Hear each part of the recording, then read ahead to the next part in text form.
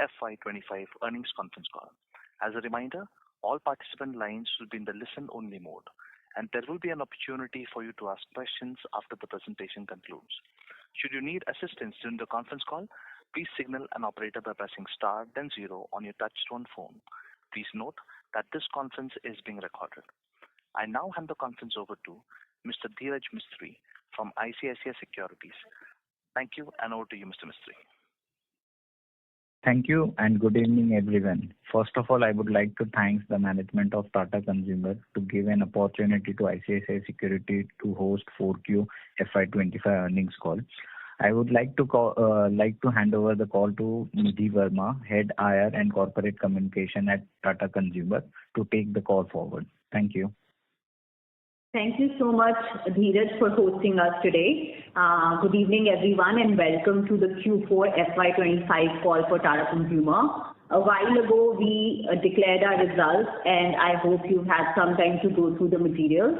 I have in the room with me Mr. Sunil D'Souza, Managing Director and CEO, Mr. Ashish Goenka, Group CFO, and Mr. Ajit Krishnakumar, Executive Director and COO.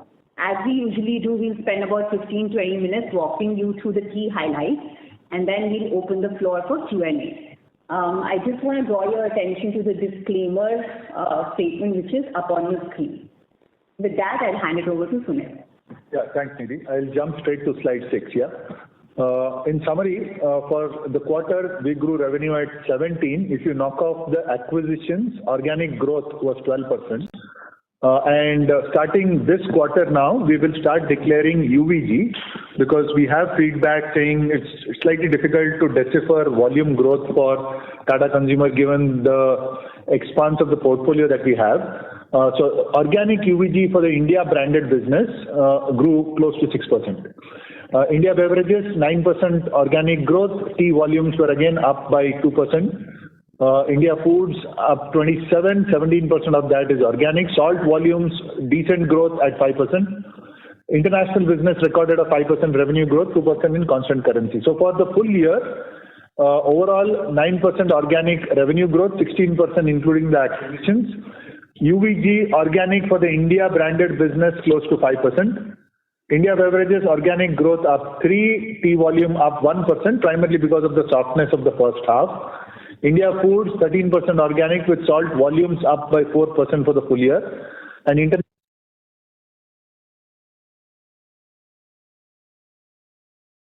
Ladies and gentlemen, the management line has been disconnected. Please be on hold while we quickly get them reconnected.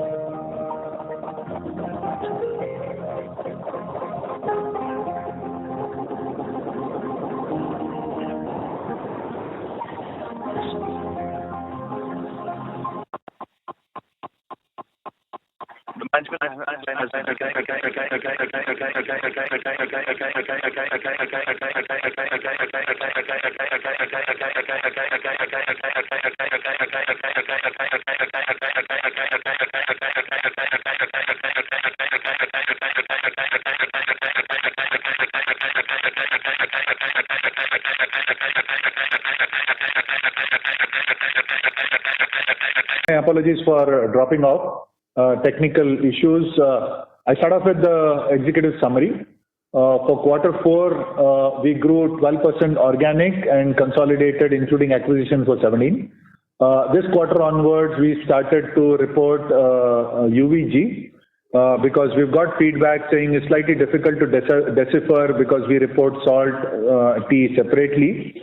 And there is the Sampann portfolio, etc. So we've started to disclose UVG or calculate and disclose UVG starting this quarter. For the quarter, UVG was for the India branded business was up 6%. India beverages grew 9% organic, including acquisitions was 17. Tea volumes were again in the positive with 2% year on year. India Foods up 17% organic, including acquisitions up 27%, and salt volumes grew decent at 5%. International recorded a 5% revenue growth, 2% in constant currency. Now for the full year, we grew 9% in organic terms, 16 if I include acquisitions, and UVG for the India branded business for the full year was close to 5%. India branded business was 3% organic with 1% tea volume growth. Tea volume, just to point out, was soft in the first half and recovered in the second half. India Foods salt volumes for the full year grew 4% and 13% organic growth. International business had strong full year at 7%. Growth businesses organically grew 24%. If I include acquisitions, was up 66% and crossed the 3,200 crores of revenue, accounting for 28% of India business. Consolidated EBITDA declined primarily on account of higher input costs in India in tea and in coffee international. More tea than coffee declined by 1%. For the year, EBITDA grew by 8% to 2,500 crores. Margin was down at 14.2, down 110 bips, primarily impacted by tea cost inflation. Adjusted for tea inflation, our EBITDA margins would have and when I say tea inflation, I'm knocking off both the price increase as well as the cost increase. The margin would have expanded by 80 bips. We launched almost the same number of innovations this year as last year, 41 new products. I2S was 5.2%, up by more than 6 times since we started off. Net working capital was down by 1 day, and the notable piece was in the India business, net working capital is now negative 1 day. And the final dividend, which has been declared for TCPL, is at rupees 8.25 per share.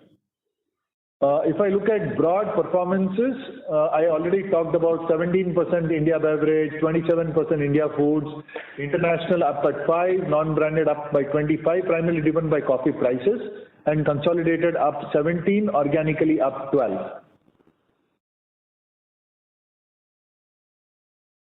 For the full year, India beverages up 10%, India Foods, including acquisitions, up 29%, international 7%.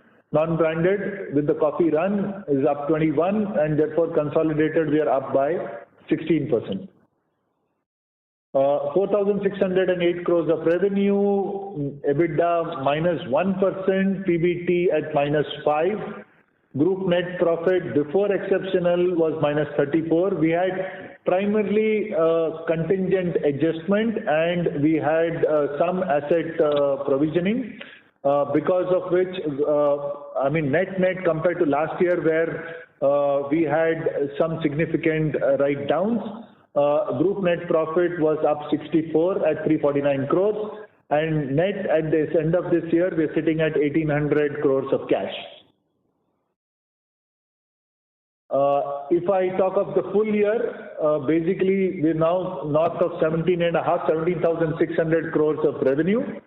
EBITDA at 2,500, group net profit of 1,250 crores, and cash 1,800 crores. If I talk of strategic priorities, we continued our A&P to sales in India. So whether it's Q4 or full year, you see the same ballpark number. Now just to point out to you that the Nielsen panels have changed recently.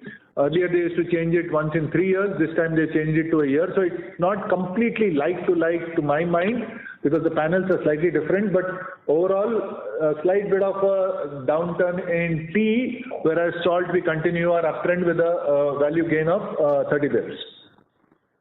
So in the last 4 years, we've grown our direct reach 3x and numeric reach 2x.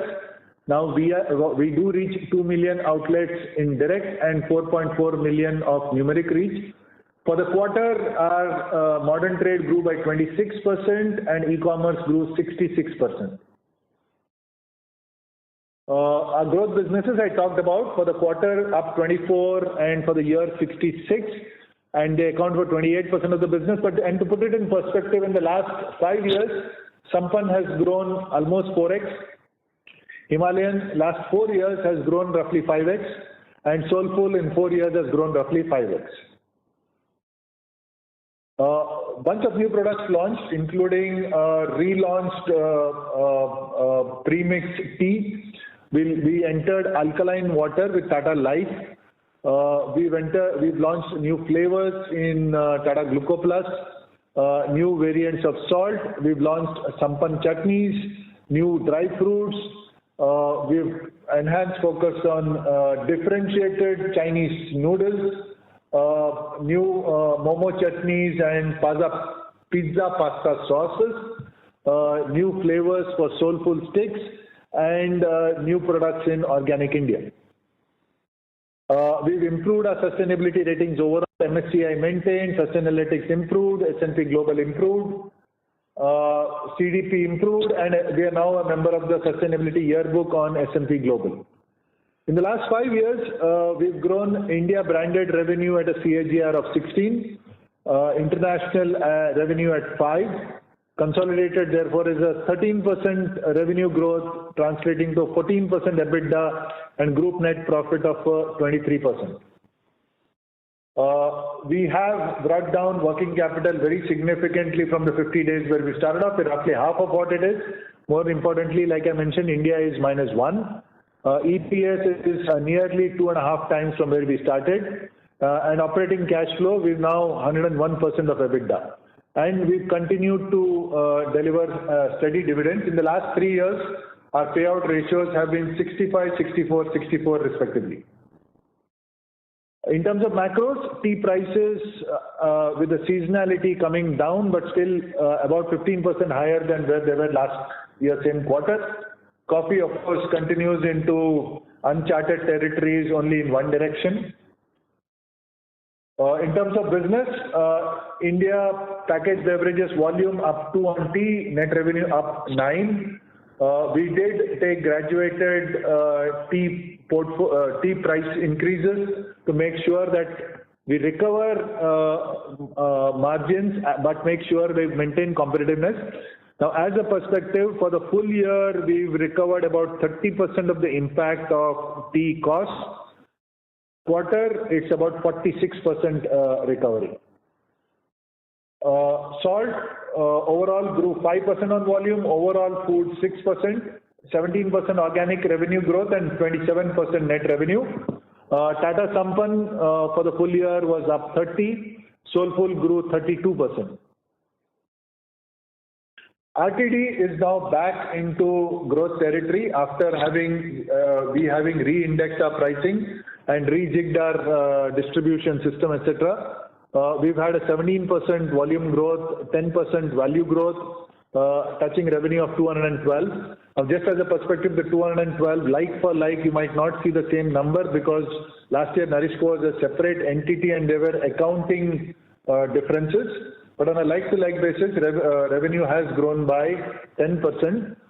Premium business has grown close to 30, and Tata Copper has recorded a 23% revenue growth. Capital Foods, 213 crores, Organic India 109, and one of the big things is we had said that broadly the margins would be 50 plus, and we've continued to maintain that. Non-branded business with coffee prices primarily had a strong quarter again, 12% revenue on soluble, 23% plantation revenue. Overall, plantations delivered a 60% year-on-year growth, and this has been a record growth with revenue growing 20% and operating profit growing 63% year-on-year. Starbucks, 6 new stores opened for the quarter. So overall, for the full year, we opened 58 stores and now we are in 80 cities. We've tempered in line with statements we had put out in the middle of the quarter. Given the traffic movement that we were seeing, we've tempered our outlet opening a bit. But overall, we remain the largest coffee operator in the country. And in the city of Mumbai, we now have 100 plus stores. International operations, 2% net revenue, EBIT margin, which we have said international will be accretive to India, delivered another accretive quarter with 12.6% EBIT margin. For the full year, EBIT grew 21% with the margin expanding 109. primarily driven by super performance again in the UK. UK business for the quarter declined 7, but this was planned decline because last year we had a competitive discontinuity which we exploited, and the Red Sea crisis, because of which there was upstocking of tea. So revenue was down 7, but overall our market share continues to be in the 20 range overall on black and close to 10% in the fruit and herbal. UST business, second strong quarter of showing a turnaround. Coffee revenue up 3, tea revenue up 15. We continue to maintain our bag share at 4 plus. In Canada, after a little bit of hiccups during a pack transition in the middle of the year, has come back very strongly. Revenue growth of +5 with 2% growth in specialty and maintaining market share. Overall, black very strong and a total market share of close to 27%. Financials, I'll hand it over to Ashish. Thank you, Sunil. So as Sunil mentioned, I think we had a strong quarter. Overall, standalone revenue grew at 21%, and consolidated revenue we saw a 17% increase, 16% adjusted for currency, and 12% on an organic basis. EBITDA margins were a bit muted, largely on account of the tea cost. Overall margins were at 13.6% versus 16.1% last year on a consolidated basis. And on a standalone basis, we saw a 14% decline in EBITDA over last year, again largely on account of the impact of the tea cost, which, as Sunil mentioned, we've been able to pass on 50%, and 50% is getting absorbed. Rounding up the year, again, 16% growth on top line on a consolidated basis.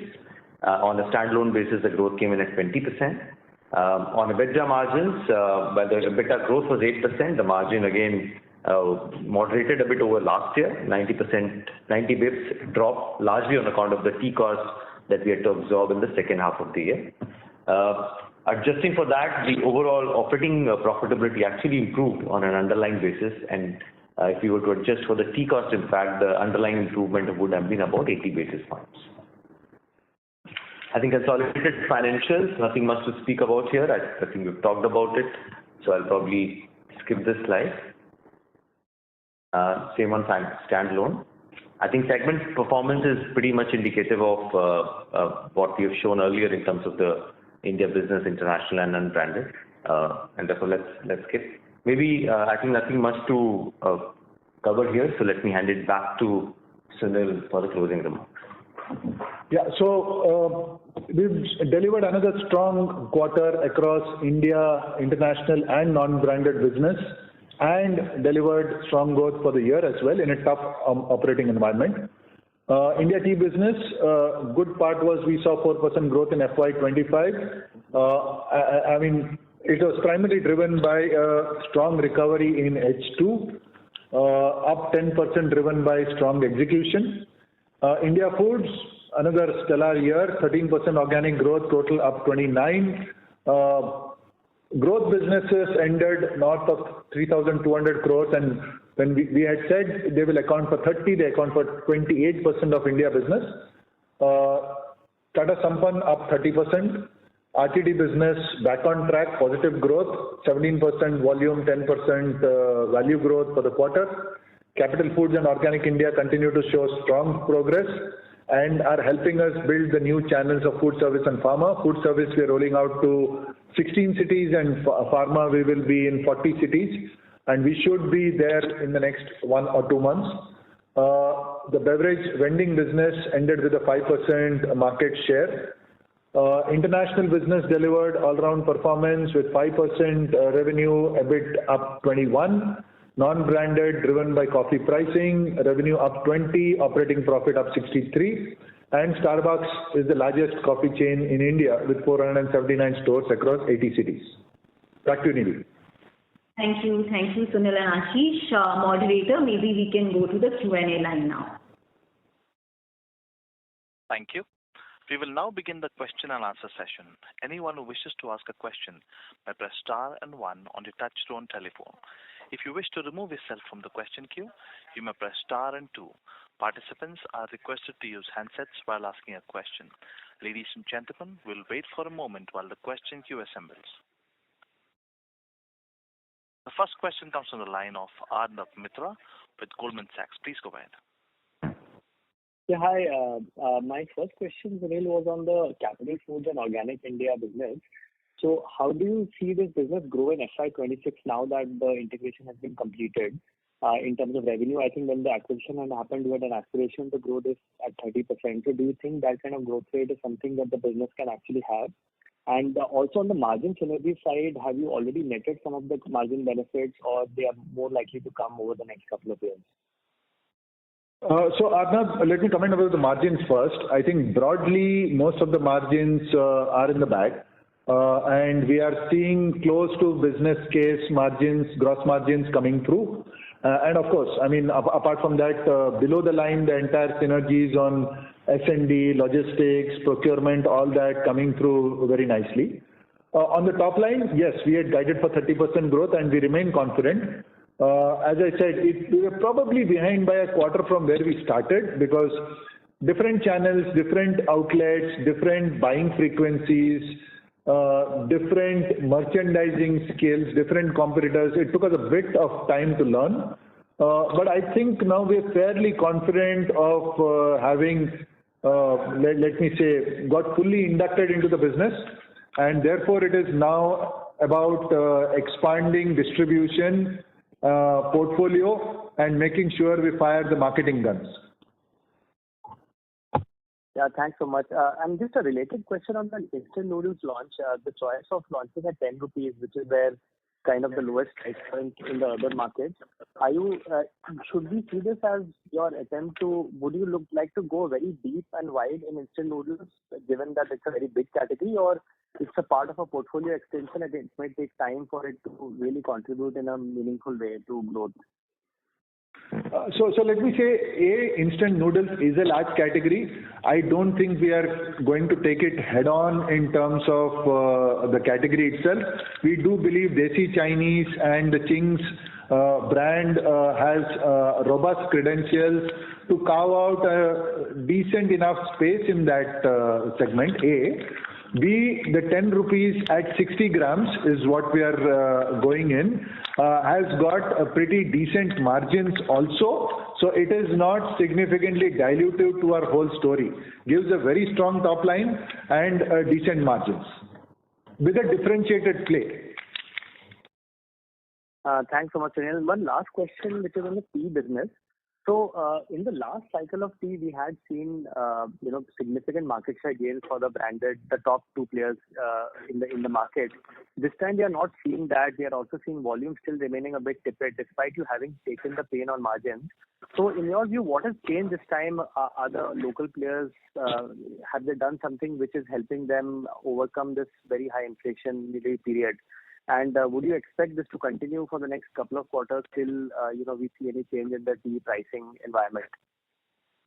So let me answer it in a variety of ways. Number one is normally when there is very high inflation and prices go up, people do tend to downtrade. I think that is normal. The difference between this cycle and the last one was during COVID, because last one was not only pricing went up, it was also supply chains got disrupted. Locals couldn't, put their supply chains together from auction to purchase to distribution. I think that is where the larger companies benefited a huge lot. So here, classic, exactly what I said, down trading. If I dial back about 6 months back, or maybe about 4-5 months back, when we really started to deliver the price increases in the market, we saw our lower end of the portfolio growing faster than the premium, because even within the portfolio, we saw them moving down. But broadly, I would say in the last 2 or 3 months or so, we are seeing growth across the portfolio, slightly stronger at the lower end, but overall, even the premium and mass premium segment coming back to growth. Number one. Number two, going forward, if the tea crop is normal and if prices start to ease off, we would see margins starting to normalize. Like I said, volume growth, I would expect to start seeing coming back if we hold prices for some time. But that said, again, this is a commodity business. I cannot forecast pricing because last year I couldn't forecast the 2 droughts that happened, and therefore again this year I'm keeping my fingers crossed. But if it is a normal crop, then if supply greater than demand happens, then we would probably see a easing of prices and relief on margins, and also volume growth coming back decently. Okay, thanks so much, Anil. All the best. Thank you. Next question comes from the line of Sheela Rathi with Morgan Stanley. Please go ahead. Thanks for taking my question. So my first question was with respect to the mention on the net working capital cycle for India coming to 1 day. Now I understand that e-commerce is growing very well for us, 66% growth. So just wanted to understand, one, what is driving this improvement in such a steadfast manner? And second is, how is the e-commerce business driving the net working capital for us in general? So Sheila, e-commerce overall, including e-commerce and quick commerce, is about 14 to 15% of my business, right? So it is, it's a relatively smaller piece in the scheme of things. Significant portion of my business is GT, which is almost zero credit. Modern trade is a little bit, and e-commerce is a little bit. So from that perspective, outstandings are not, hugely out of proportion. Number one. Number two, we've invested significant amount of capability, technology, talent, infrastructure at the back end to make sure that right from commodity to finished goods, inventories, etc., are in line. Whether it is enormous focus on packaging material, raw material, finished goods, or figuring out supplier credits, etc., to make sure that we keep working capital under tight control. Multiple measures have gone into place to make sure that this happens, and this is sustainable. It's not that it's a one-off thing. The systems that we put in place extremely sustainable. Understood. Second question was with respect to the NourishCo business. We have seen a very strong revival in the last 2 quarters. So obviously we see it in the presentation that we have done distribution expansion, portfolio expansion, and actions on the pricing side.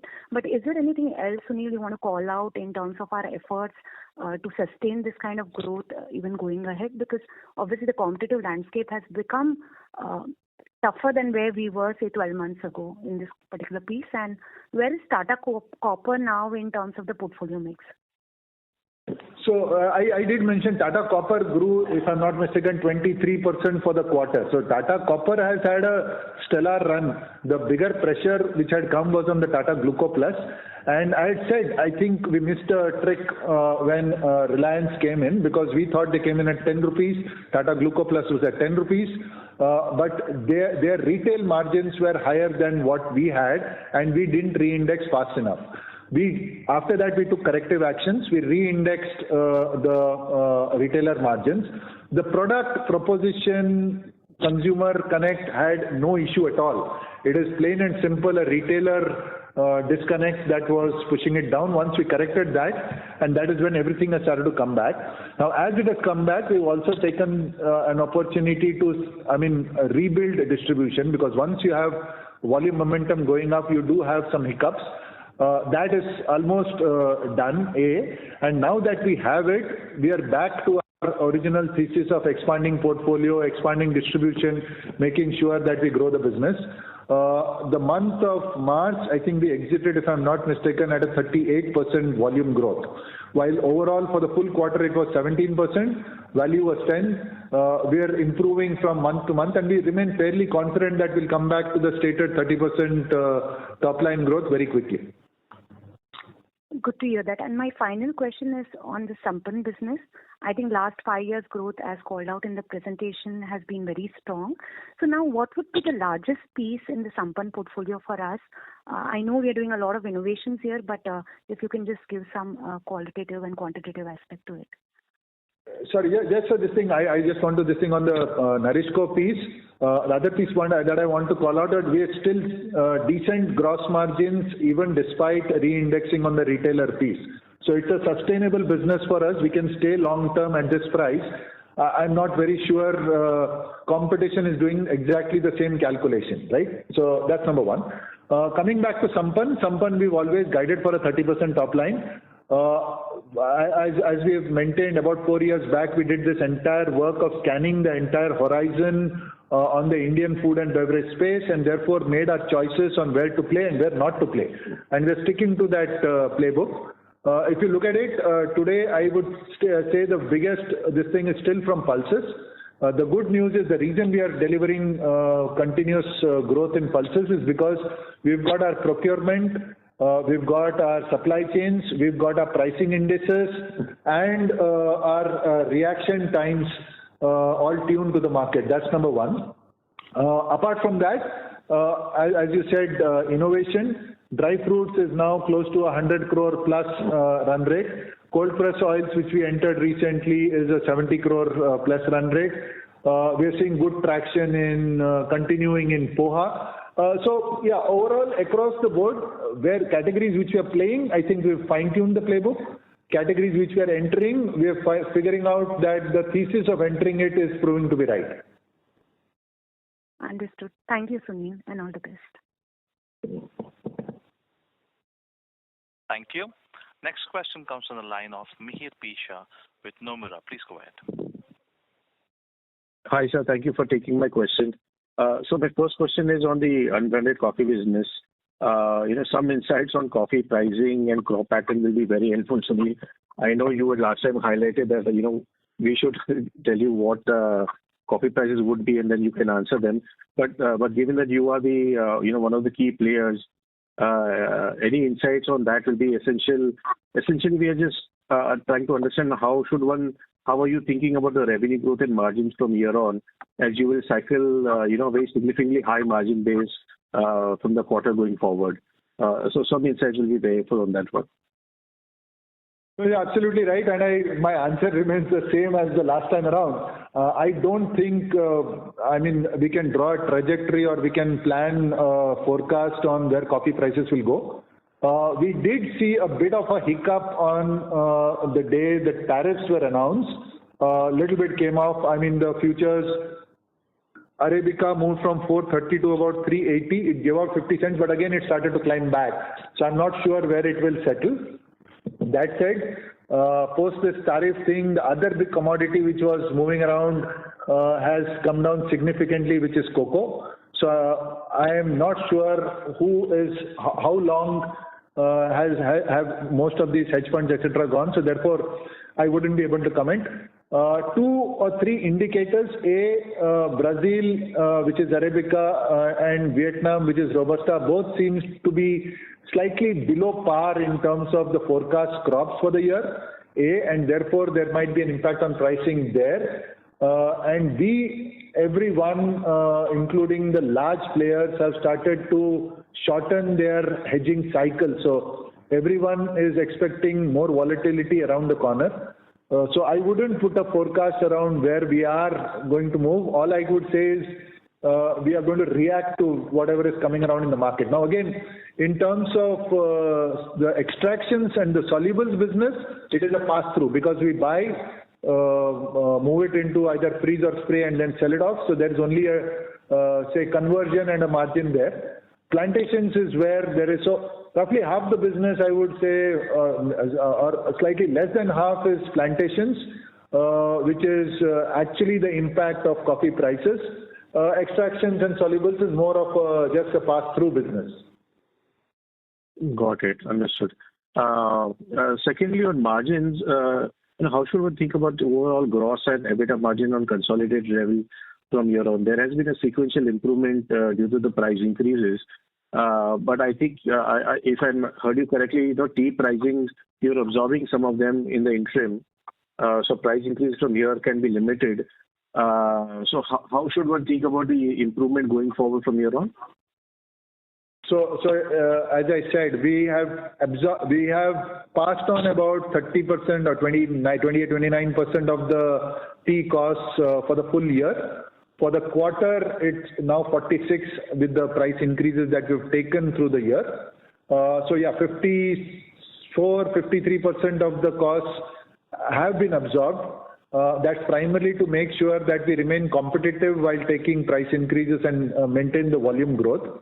That said, going forward, we expect tea cost to soften rather than pricing going up if the tea crop is normal, right? So therefore, margins will come back. As I said, for the last quarter, if you had added back the impact of the tea prices, my EBITDA margins would have expanded 80 bits. And therefore, as tea prices come back, we would expect to see expansion of EBITDA. We would have expansion of EBITDA anyway because we've taken the price increases, but we would come back to normal territory of where we should operate in. We were, if you remember, last year we had closed at a 15.2, 15.3 EBITDA margin, and if a normative add 80 bips, it should have been around 16. So there's no reason by end of Q2, early Q3, we should not be in that ballpark. And the reason I'm saying end of Q2 is by the time the new tea crop costs come through into my supply chain would be end of Q1, middle of Q2.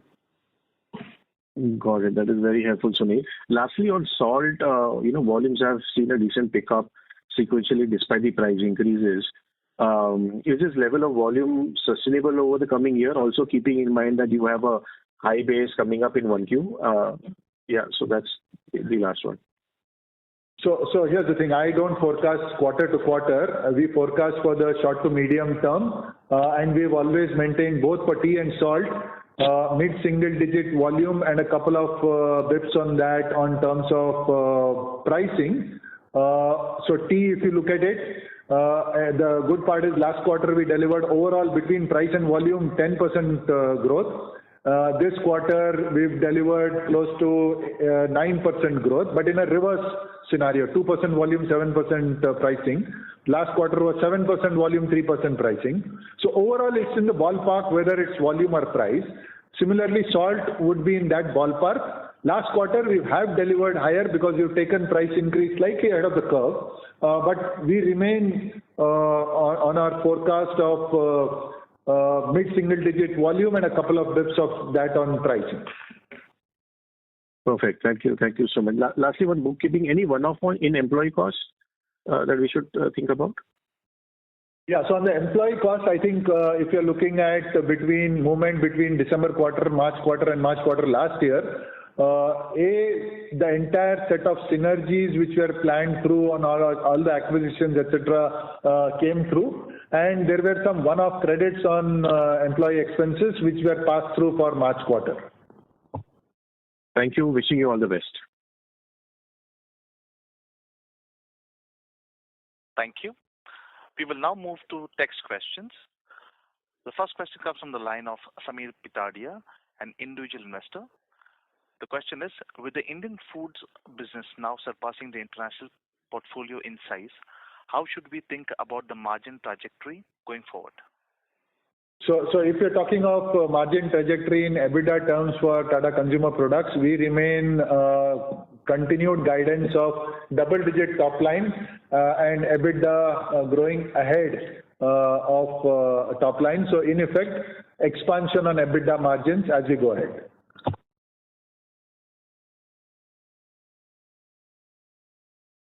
Moderator, we'll just go to the webcast for a few questions. Yeah. There is a question from Avnish. He's asking on expectations of next tea crop in India and prices. Yeah. So as I mentioned, I think if you look at, again, I separated into North and South India. And Avnish, the reason I'm not forecasting is last year I didn't forecast the two droughts. So this year early indicators, South India crop seems to be better than last year. North India, March was better than last year. April is sort of sluggish, but the expectation is April plus May will come in better than last year. So overall, till now, it looks like crop better than last year. And therefore, if crop better than last year, then we do expect some, some flex in price and softening out there. Thanks, Sunil. There is a question from Ray. He's asking, can you comment on preliminary thoughts on the tariff impact to the US business?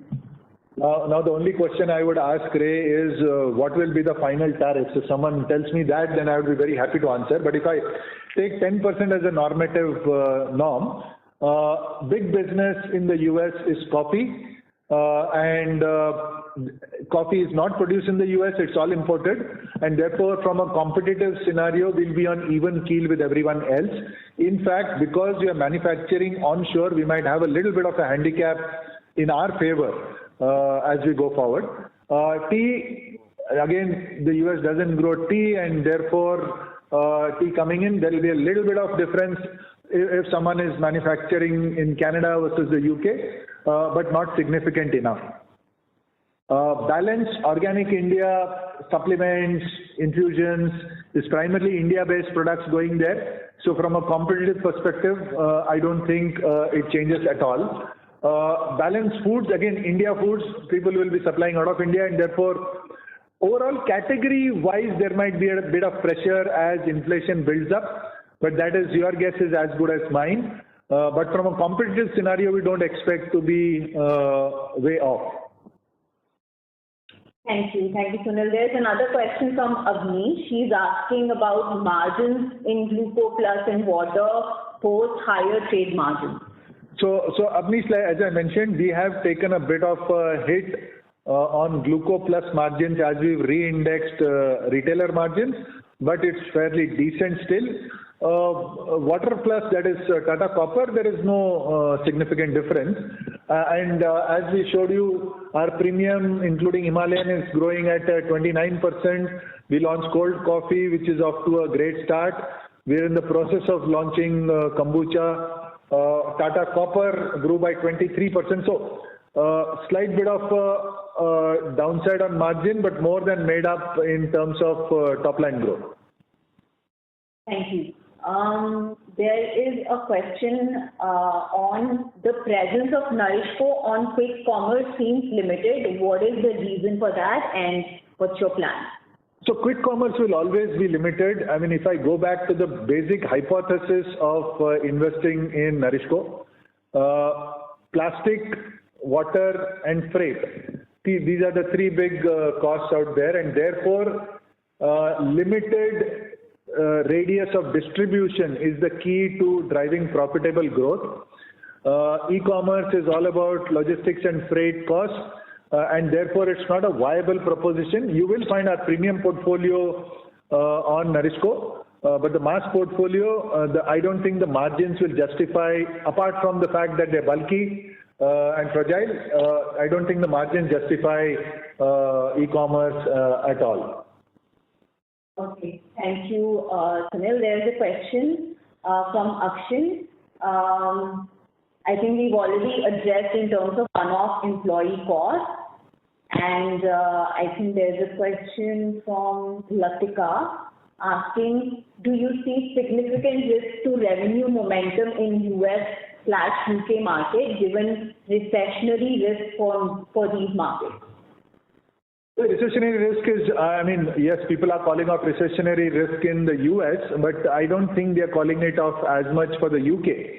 UK, we are on a very strong footing. We are in the number 2 tea now. We've expanded margins. We've now, actually speaking, beginning of this quarter, our first set of films and brand building for Tetley has started. We've defined the platform going forwards, and we will be consistent in brand building. So I expect to go from strength to strength in the UK. US, fingers crossed. For now, I'm not sure where it is headed, but coffee, we are in the base consumption categories. It's not that we are in a discretionary category and therefore we'll get thrown off by recessions. Coffee, tea, basic, this thing, I don't, there might be an impact, but I don't think it will be significant enough. Thanks, Sunil. There's another question from Latika. She's asking that you mentioned that Capital Foods and Organic India have reached their business case gross margins. In terms of what are your thoughts on operating margins given the likely step up in marketing spend? Latika, I think even in terms of A&P spends as a percentage to revenue, we were in line with the business case. So even at an EBITDA level, the margins are pretty much in line. So there should not be any further impact as we scale up A&P because it will be in line with the revenue scale up as well. Thanks, Ashish. There's another question in terms of CapEx plan for next year. So CapEx plan for next year are also in line with the current year. There is no significant investment coming up next year. The Vietnam CapEx was done half this year, will continue half into next year. So in terms of percentage, revenue will be similar to current year levels. Thanks, Ashish. I think we can just go back to the Q&A queue now to take a couple of questions from there. Thank you. The next question comes from the line of Jitendra Arora with ICICI Prudential Life Insurance Company Limited. Please go ahead. Hi, thank you. Two quick questions. You mentioned that there is a 90 crores export revenue for Organic Indian Capital Foods in the international business. If you can help us understand how this piece has grown per se, is it in line with the rest of the Organic India and Capital Foods business? That is first. And second, even though you've mentioned that there were a few one-offs on employee benefit expenses, just wanted to understand that if we were to look at the full year FY25 and we have to go to FY26, how should we see that growing?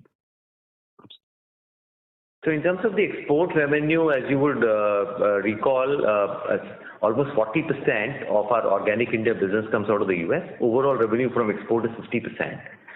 So that 90 crores includes that part of the revenue. Of course, in line with our business plan, our US business has also done well, and I think we have been able to grow the business in the US. Capital Foods has a small portion of about 15% of the total revenue coming out of exports. This again goes into various markets. Namely US being one of the key markets, Middle East, etc. And that portfolio has also done reasonably well. Sorry, your question was on the employee cost. So this year, of course, we have taken a lot of synergy benefits that came with the acquisition of both Organic India and Capital Foods. And going forward, we would see only normative increases in line with the inflation on employee cost. Yeah. Percentage-wise, I think as top line grows, I think the percentage will start to get operating leverage. Yes. Yeah. Thank you. Thank you. Thank you. Next question comes from the line of Nihal Mahesh Jham with HSBC Securities. Please go ahead. Hi, good evening. Am I audible? Yeah. So I have two questions on Sampann. You had mentioned a couple of quarters back that the margins for the portfolio were close to double digit. Just wanted to check, have we seen any change to that? No, overall for Sampann, we remain in that ballpark. See, it's a question of trade-off of top line versus margin.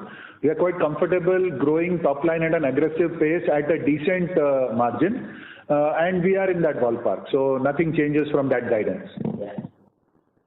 Understood. The second question was that for the 30% growth that you're targeting in the Sampann portfolio, is there a ballpark mix in terms of what will be the contribution of new categories? I'm asking because you mentioned, obviously, say for the dry fruits and some of the other categories, they become reasonably sizable to the overall portfolio. So if we had to look 2-3 years ahead, are you looking at more categories and that would be the primary driver for Sampann's growth? And how would then that impact your margin expectations? So going forward, I think more or less we've ticked off all the boxes on the categories that we had shortlisted, as I mentioned, about 4 years back, or maybe 4.5 years back. So I don't think you're going to see any more category launches. You're probably going to see an expansion in the same categories that we play in. For example, we might launch a GI tagged dal, or we might get into a new range of dry fruits, or we might launch a different version of poha, or a flavored version of vermicelli. I'm just making it up as I go. So I don't think you'll find new categories as much as innovation within and the portfolio expansion within the categories that we're playing. That is very good. Sorry, just to add there, remember each of these categories, the runway for growth is huge. So I don't need to go look for new categories. In pulses, I think branded pulses are less than 1% of the total. So I don't need to, look far beyond where I'm playing to look for growth. Understood. That's it from my side. Thank you. Thank you. Next question comes from the line of Bhavdeep Vora Franklin Templeton Asset Management India. Please go ahead. Yeah, thank you. Thanks for the opportunity. My question was on the new growth business. So that's roughly now 28% of the India business. What would be their exposure to the new age channels? So what percentage of their sales would be coming from, modern trade, e-commerce? If you could share that. So I don't think we have a sum total, but just to give a perspective, overall my e-commerce is about 14% of my total business. And out of 14%, about half is quick commerce, half is e-commerce. I would say Sampann is weighted, relatively more on e-commerce and modern trade, and slightly lower on GT compared to the rest of my portfolio. But whether it is Organic India, Capital Foods, I think that, ready to drink is almost all is general trade. So it varies by segment. Capital Foods, Organic India is more or less in line with my overall channel mix. Okay, fair enough, got it. My last question was on the international business. So there seems to be a little bit of margin dip sequentially this quarter in the international business. So anything to read into it, or what should one kind of build in as a sustainable margin level for the international business? No, so margin level for this quarter, let me split it into two distinct reasons why. Number one is a conscious call on pricing on coffee in the US because there was so much volatility. We had not gone in with a price increase, which we have announced. You need to get 60 to 90 days notice depending on the trade partners. We've announced effective June. So you will start seeing the margins coming back in the US on the coffee business. On the UK business, like I said, we had not been investing in the past. We've invested a decent amount. It was planned. Actually, while you see the margin dip, it's slightly better than what we had planned for because we have started investing back into the UK. The UK accounting that we follow is whatever films we shoot, we take the charge in the same quarter. So now this thing going forward, it will only be airing and no production costs in the UK business. Okay, got it. Thanks. That's it from my side. Moderator, we'll take one last question. All right. Next question comes from the line of Sheela Rathi with Morgan Stanley. Please go ahead. Yeah, thanks for taking my questions again. The reference, Sunil, you made about NourishCo being a less, quick commerce play from a logistics standpoint. Just wanted to understand that is there a need for us to, expand capacity for NourishCo as we, go deeper in terms of distribution? So let me say I don't see a connection between e-commerce versus capacity. I do think it's 40 or 42 plants that we have for NourishCo. Broadly, we are well positioned in the geographies that we wanted to play in, and we've got ample amount of headroom for capacity expansion. Remember, this is cheap and cheerful capex, all third party, and therefore very easy to ramp up if we do need. So I don't see a need for capacity focus, at least for the next 1 or 2 years.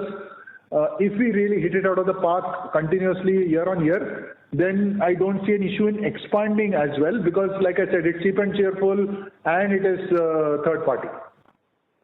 Understood. And I do agree there's no reference to it. It just said it triggered the question. The second question and the final one is, we called out the UVG growth for this year. Just want to understand from you, how should we think of the stable state UVG growth if everything remains as is for the business? So that we have to come back to you. We've also for the first time done our UVG numbers and looked at it. Like you understand, UVG is a slightly complex formula and we will take some time to digest. But I go back to my original mid-single digit volume growth on tea, mid-single digit on salt, everything else where we look for revenue, we're looking at growth businesses being 30% of the portfolio growing at 30%. Thank you, Sunil. This is very clear. Thank you. Next question comes from the line of Sumant Kumar with Motilal Oswal Financial Services Limited. Please go ahead. Yeah, hi, sir. So can you talk about the channel expansion and state-wise, how is the presence increasing for NourishCo? So let me say NourishCo about, I would say 35-40% of the business comes from Andhra, Telangana, Orissa, which is the original states where we started off. Roughly around 20-25% comes from the east where we expanded post that, which is Jharkhand, Bihar, West Bengal. And the balance 25-30% is from nationally. Right now, we are, after having re-indexed this thing, we are seeing good growth across. In fact, we are seeing the east and the original Orissa, Telangana, Andhra coming back to the party sooner than what we had expected. And where we have a gap and we are planning to expand more in the states, we are lacking. So we are not planning to expand states per se. We are planning to populate the geographies in which we are present much more intensely. Because remember, it's just been about 2 or 3 years since we put up plants in the north or the west or even the southern states per se.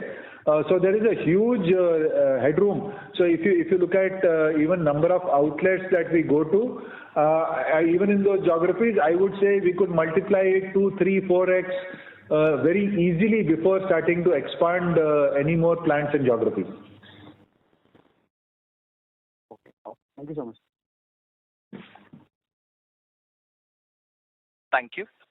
Ladies and gentlemen, we have reached the end of question and answer session. I would now like to hand the conference over to the management for closing comments.